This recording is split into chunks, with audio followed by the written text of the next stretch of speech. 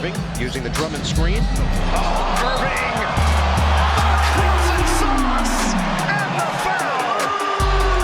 News around Kyrie Irving being traded to the Lakers is really starting to heat up, and I gotta say, I hope that doesn't happen. As a fan of the Lakers, I don't want Kyrie. Like, I get on paper and from an X's and O's standpoint how Kyrie helps the Lakers. Like, he's someone who can come in and get buckets and can take control of the ball when LeBron's not on the floor, when LeBron wants to go off ball, and LeBron can keep you, and Kyrie can keep you afloat when you need somebody to go out there and score points.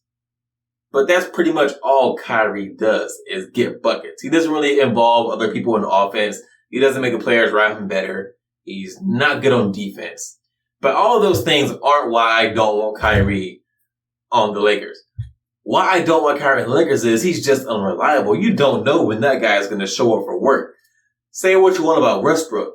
Like, yeah, he's not the player he used to be. But at least you know Westbrook is going to be there. You know he's going to play hard. He's going to be there day in and day out, trying to help the team.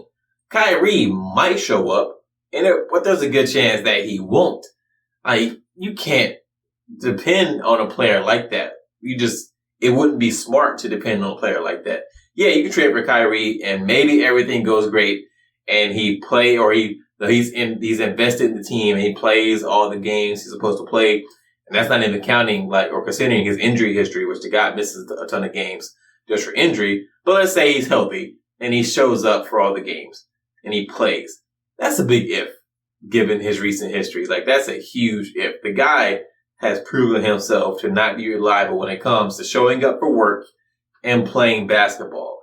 Now, his reasons for not wanting to show up sometimes, I think are, good reasons, like his social justice reasons. If he wants to take time off from basketball to go help out in his community and affect real change, go do that. I would commend him for that, but retire and go do those things. Don't continue to collect checks for playing basketball when you're not actually playing basketball. That's the problem I have with Kyrie, along with some other stuff. I don't want to get into bashing him a lot of his personal decisions, most of them I don't agree with, but I don't want to hold that really against him when it comes to trading for him.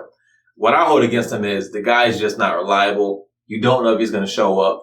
He seems to be a malcontent a lot of places that he goes. I just don't think he's talented enough. I don't think he brings enough to a team to warrant dealing with all those things. Kyrie is a great individual talent, but he's one of those individual talents that doesn't improve the players around him. Kyrie, when he went to Boston, he didn't make those players better. When he went to the Nets, the year before Kevin Durant and everybody got there, Kyrie didn't make those players better.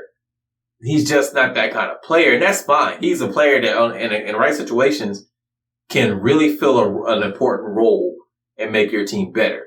Make a team better by what he gives you as an individual talent. But he doesn't make the players around him, he doesn't improve their games like someone like LeBron, which is kind of unfair to compare Kyrie to someone like LeBron. LeBron is, in my opinion, the best player ever, but, wherever you want to rank him, he's in the top, 5 or 10 of all time. Kyrie is not that. That's no slight to Kyrie, but he's not that. So I guess it is unfair to compare him to LeBron.